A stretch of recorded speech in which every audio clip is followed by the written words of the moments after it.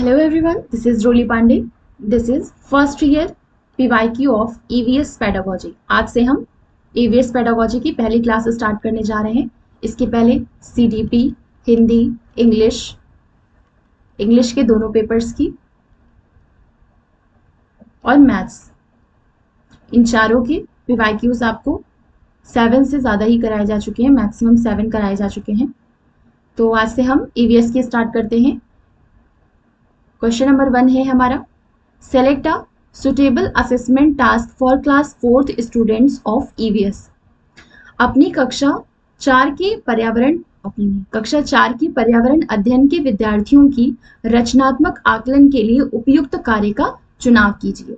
Writing question answers of the chapter on floating and sinking, मतलब तैरने और डूबने के पाठ पर प्रश्न उत्तर लिखना। जिसमें भी क्वेश्चन आंसर्स की बात हो, रटने की बात हो, वो सारा ऑप्शन आपका डायरेक्टली नेग्लेक्ट हो जाएगा। परफॉर्मिंग द एक्टिविटी, यहाँ पे क्या है, एक्टिविटी परफॉर्म करनी है। और यहाँ पे कौन सा चीज है, दूसरा ऑब्जर्वेशन, ऑब्जर्व करना है। Performing the activity to observe sinking and floating, मतलब डूबने और तैरने की प्रक्रिया का अवलोकन करने के लिए क्रियाकलाप करना। तो एक ऐसी एक्टिविटी यहाँ पे की जा रही है जहाँ पे उस कॉन्सेप्ट को ऑब्जर्व करके सीखा जा रहा है। तो यही जो तरीका होगा, यही सुटेबल असेसमेंट होगा क्लास 4th के स्टूडेंट्स के लिए EVS में। तो क्वेश्चन नंबर 1 का right option, option number 2। Question number 2 है हमारा, art and craft should be integrated in EVS teaching because it promotes. पर्यावरण अध्ययन के शिक्षण में कला और कौशल का समावेशन करना चाहिए क्योंकि ये किस चीज को प्रोत्साहित करता है, क्रिएटिविटी, बिल्कुल। पेयर लर्निंग को भी प्रोत्साहित करेगा। आर्ट एंड क्राफ्ट वर्क जब बच्चे मिलके ही ग्रुप में ही करते हैं, तो पेयर लर्निंग, बच्चे जब ग्रुप में किसी भी चीज को करेंगे तो एक दूसरे की जो एबिलिटीज होंगी, स्किल्स होंगी, वो एक दूसरे में इंटरचेंज होगी। तो ये भी सही है, पेयर लर्निंग भी सही है। डिसिप्लिन इन द क्लास, मतलब कि क्लास में नियम बनाए रखना, शांति बनाए रखना, क्लास में एक अनुशासन बनाए रखना। तो ये ऑप्शन आपका गलत हो जाएगा। जहां भी बच्चों को अनुशासित रखने की बात की जा रही है, वो ऑप्शन आपको हटा देना है। और समावेशन, ये तो है ही है, समावेशन को, इससे पेयर लर्निंग हो रही है, मतलब कि समावेशन होकर के ही। इंक्लूजन का वैसे वर्ड होता है कि जो डिसेबल बच्चे होते हैं उनको नॉर्मल बच्चों के साथ में ही जब पढ़ाया जाता है, प्रॉपर एजुकेशन, रेगुलर एजुकेशन दे करके, तो उसको इंक्लूसिव एजुकेशन कहते हैं। तो हर तरीके के बच्चे का जब इंक्लूजन होगा, तो ये भी आर्ट और क्राफ्ट को इंटीग्रेट करने का एक ऑब्जेक्टिव है। तो क्रिएटिविटी, पेयर लर्निंग और इंक्लूजन, ये तीनों चीजें जो है, जो कि आर्ट और क्राफ्ट को प्रमोट करती हैं EVS टीचिंग में इन्वॉल्व करने के लिए। तो A, B एंड D, ये इसका राइट ऑप्शन हो जाएगा क्वेश्चन नंबर 2। क्वेश्चन नंबर 3 है, which of the following strategy promotes inquiry while teaching theme shelter to class 4th students. कक्षा 4 के विद्यार्थियों को आश्रय थीम के लिए कौन सी युक्ति पूछताछ को प्रोत्साहित करेगी। मतलब कि क्या करना है, शेल्टर थीम को पढ़ाना है बच्चों को। अब ऐसी कौन सी स्ट्रेटेजी है जो कि बच्चे इंक्वायरी करके इस शेल्टर थीम को समझ सकते हैं, इस कॉन्सेप्ट को अपने आप ही, मतलब उनकी प्रीवियस नॉलेज को पहले रिलेट कराना, इंट्रोड्यूस कराना, उसके बाद से टॉपिक को पढ़ाना। यही क्राइटेरिया होता है NEP के अकॉर्डिंग बच्चों को पढ़ाने का। तो शेल्टर थीम अगर पढ़ानी है तो पढ़ाने के पहले इंक्वायरी को प्रमोट करने के लिए कौन सी स्ट्रेटेजी होगी जो कि सही होगी। Asking students to collect pictures of different types of houses, मतलब विद्यार्थियों को अलग अलग प्रकार के घरों के चित्र एकत्र करने के लिए कहे जाए। तो इसमें उनको कुछ सीखने को थोड़ी मिलेगा, अलग अलग तरीके के घरों के पिक्चर कट करके ले आएंगे वो। Sharing pictures of different types of shelters, अलग अलग आश्रय वाले जो चित्र होते हैं उनको बच्चों को दिखा दो। इससे भी बच्चे का कोई प्रॉफिट नहीं होना है, बच्चे की अंडरस्टैंडिंग नहीं डेवलप होनी है। Asking students to narrate their experiences of visiting different house construction sites, मतलब कि अलग अलग मकान निर्माण स्थलों पर जाने के बाद विद्यार्थियों को अपने अनुभवों को सुनाने के लिए कहना। अब ये क्या कर रहे हैं बच्चे, इसको करके सीख रहे हैं, या फिर ये उनकी कौन सी लर्निंग हो जाएगी, एक्सपीरियंशियल लर्निंग हो जाएगी। एक्सपीरियंशियल लर्निंग मतलब उनका अनुभव पे आधारित अधिगम हो जाएगा, क्योंकि पहले ऐसी कई सारी कंस्ट्रक्शन साइट्स पर लेकर के जाएंगे, फिर बच्चों से उनके अनुभव पूछेंगे, तब इससे क्या होगा कि बच्चों की वहां पे कुछ ना कुछ समझ डेवलप होगी। अब उस थीम को बच्चे ज्यादा अच्छे से समझ पाएंगे। तो थर्ड का राइट ऑप्शन क्या हो गया, option number 3। Option number 3। Question number 4 है, EVS the primary EVS in the primary classes is a subject area which integrates, मतलब जो प्राथमिक कक्षाओं का पर्यावरण अध्ययन होता है वह विशेष क्षेत्र है जिसमें किस चीज का एकीकरण है। Book concept and issues of science and environmental education, science और इन्वायरमेंटल एजुकेशन का मतलब जो कॉन्सेप्ट्स हैं और इश्यूज हैं वो इसमें इंक्लूड किया जाता है, इंटीग्रेट किया जाता है। हाँ, ये दोनों तो होता है लेकिन इसके साथ सोशल साइंस भी होता है। यहाँ पे कहा है सिर्फ सोशल साइंस, इसलिए ऑप्शन गलत हो गया।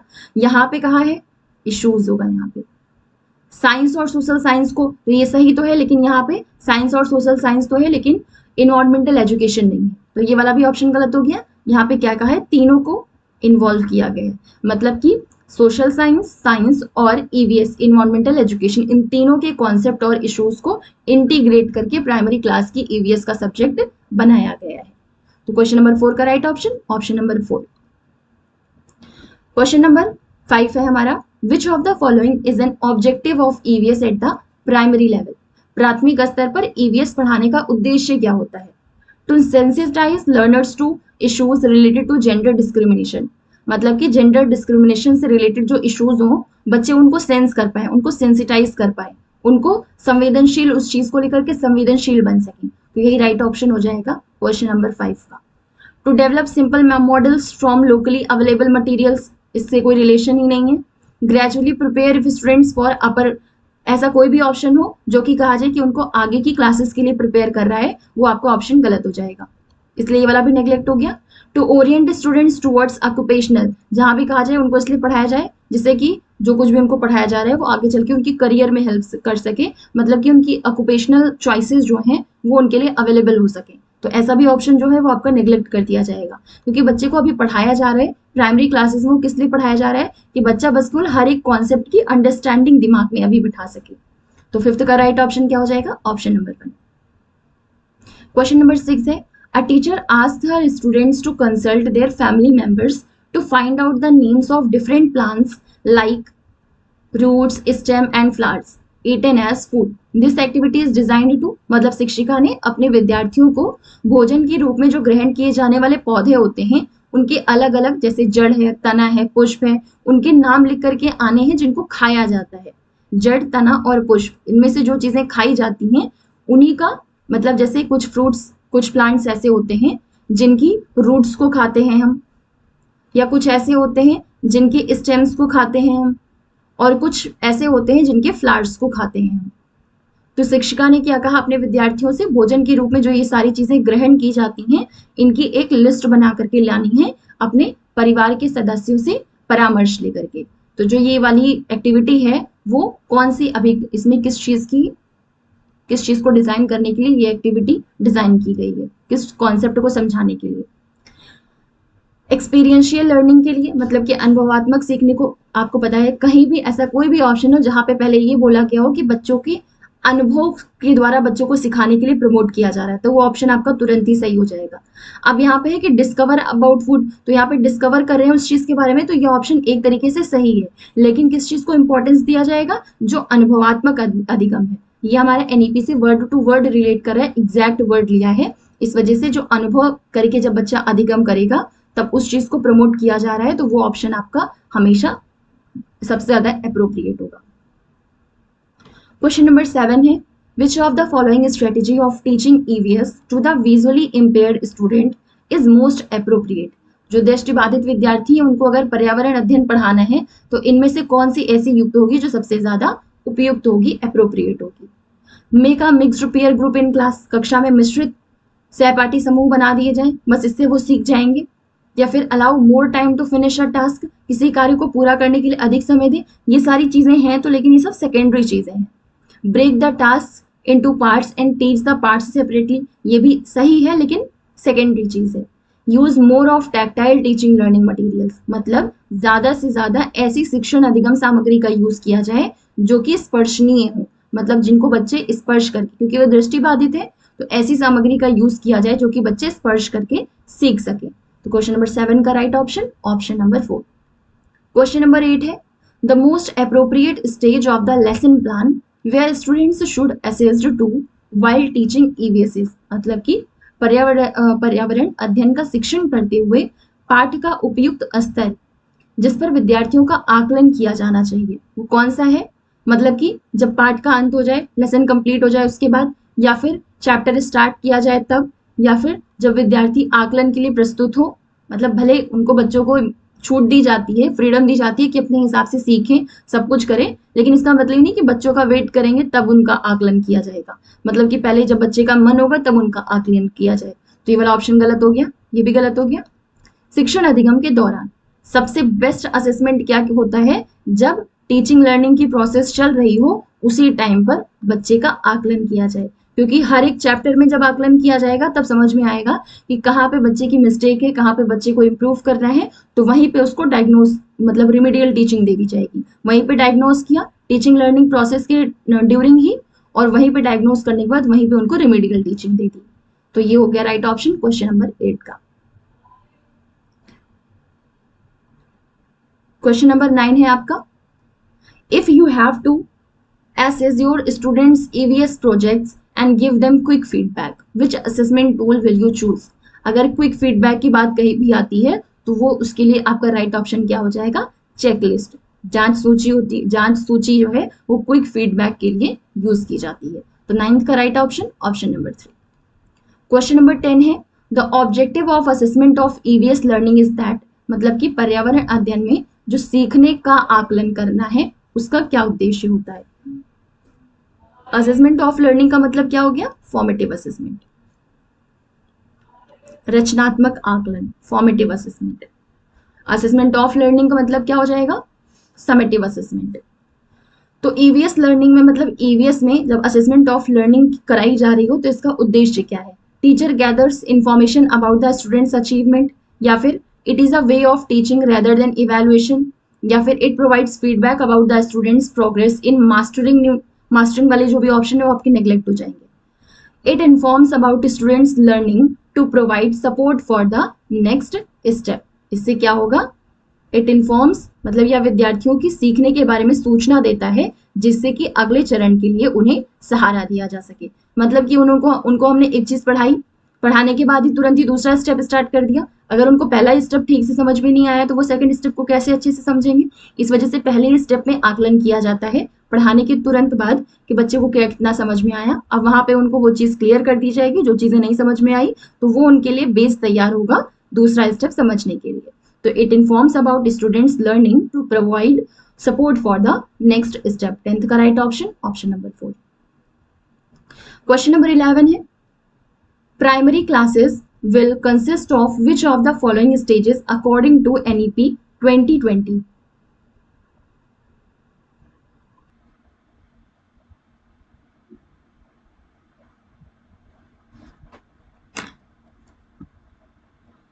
प्रिपरेटरी स्टेज मतलब आरंभिक स्तर, या मिडिल स्टेज, या फाउंडेशनल स्टेज, या फिर बुनियादी स्तर। पूछा है कि primary class will consist of, primary classes मतलब 1st to 5th। जो नई शिक्षा नीति 2020 है उसके अनुसार जो प्राथमिक कक्षाएं हैं मतलब 1st to 5th है, उनके लिए इनमें से कौन सा स्तर होगा?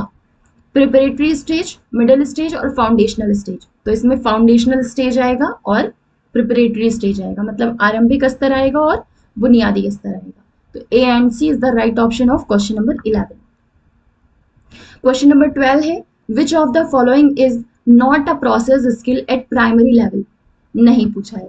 प्राथमिक स्तर पर इनमें से कौन सी प्रक्रिया है जो कौशल नहीं है? मैपिंग होती है, डिफाइनिंग वेरिएबल्स ऑपरेशनली ये भी होता है, रिकॉलिंग फैक्ट्स ये भी होता है, टेस्टिंग हाइपोथेसिस परिकल्पना की जांच करना ये नहीं होता है। तो क्वेश्चन नंबर 12 का right option option number 3। Question number 13 है, विच इज अ सब theme under the theme family and friends? जो परिवार तथा मित्र है इनमें से कौन सा है जो इसकी उप थीम है? तो things we make and do ये भी थीम है, फूड एंड शेल्टर ये भी मेन थीम है, आवर शेल्टर ये भी मेन थीम है। तो सब थीम कौन सी हो गई फैमिली और फ्रेंड्स की? Work and play. Question number 14 है, which of these is a divergent question a teacher of EVS will ask her students to promote creativity? मतलब इनमें से कौन सा एक अपसारी प्रश्न है जो पर्यावरण अध्ययन की शिक्षिका अपने छात्राओं की सृजनात्मक क्षमता को बढ़ाने के लिए प्रोत्साहित करने के लिए पूछेगी? What are the steps of harvesting onions starting from sowing onion seeds in the soil? मतलब कि बीज को बोने से लेकर के फसल काटने तक का जो चरण है, जहाँ पे स्टेप्स बताना हो वो मतलब फैक्चुअल आंसर्स होंगे कि इतने स्टेप्स हैं, वो एज इट इज उठा करके बता देगा। तो इससे कोई डाइवर्जेंट बच्चा थिंकिंग नहीं कर पाएगा कि डाइवर्जेंट क्वेश्चन, मतलब ये डाइवर्जेंट क्वेश्चन शो कर रहा है, तो ये गलत हो गया। What step will you take to reduce air pollution in metro cities like Delhi, ये डाइवर्जेंट क्वेश्चन है, क्योंकि इसका कोई एक्यूरेट, कोई अप्रोप्रिएट आंसर नहीं है। इसमें बच्चा अपनी क्रिटिकल थिंकिंग यूज करेगा, उसके बाद इसका आंसर देगा। तो ये किस तरीके का क्वेश्चन हो गया, डाइवर्जेंट क्वेश्चन होगा। बच्चा क्या करेगा, डाइवर्जेंटली सोचेगा, हर एक डायरेक्शन में सोचेगा, उसके बाद ही इसका आंसर लिखेगा। तो दिल्ली जैसे शहरों में वायु प्रदूषण को कम करने के लिए आप क्या कदम उठाएंगे, ये डाइवर्जेंट क्वेश्चन हो जाएगा। ईवीएस टीचर जो अपने बच्चे की क्रिएटिविटी को प्रमोट करने के लिए बच्चों से पूछेगी। 14th का right option, option number 2। Question number 15 है, the dynamic, holistic and experiential nature of EVS learning by students is best assessed by, मतलब विद्यार्थियों द्वारा पर्यावरण अध्ययन को सीखने की जो गत्यात्मक, समग्र और अनुभवात्मक प्रकृति है, इसका उत्तम आकलन कैसे किया जा सकता है। रेटिंग स्केल के थ्रू, पेन पेपर टेस्ट के थ्रू या ओरल टेस्ट के थ्रू। इसको विश्वसनीय आकलन युक्तियों द्वारा किया जा सकता है, मतलब ऑथेंटिक असेसमेंट स्ट्रेटेजीज के थ्रू। तो 15th का राइट ऑप्शन, ऑप्शन नंबर 3। ये था हमारा first year PYQ of maths pedagogy for CTET. मिलते हैं, sorry, EVS pedagogy for CTET. एक चीज है, मतलब जो भी अभी तक प्रीवियस ईयर कराए गए हैं, जिनको भी इनके पीडीएफ चाहिए, उसके लिए टेलीग्राम चैनल बना हुआ है ब्रेनी अचीवर्स के ही नाम से। आप जाकर के वहां से पीडीएफ ले सकते हैं। मिलते हैं नेक्स्ट वीडियो में। Thank you.